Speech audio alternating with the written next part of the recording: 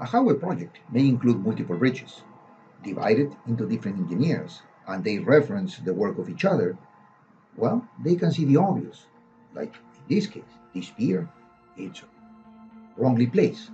Then, as we adapt to change, with OpenBridge Designer, we're able to move this pier, maybe change it to a different configuration, not a single pier, but maybe a straddle bend, because the field conditions and the bridge layout request for it.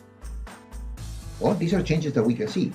But what about the conflicts that we don't see, or we need to analyze, like as we place this straddle bend, about the vertical clearance?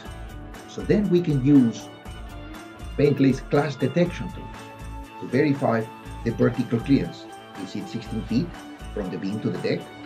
Is 5 meters? So, well, let's use clash detection to check on that.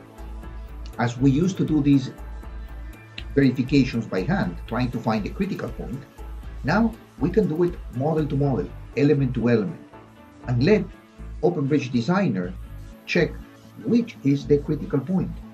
What is the distance in between these two elements that we are identifying?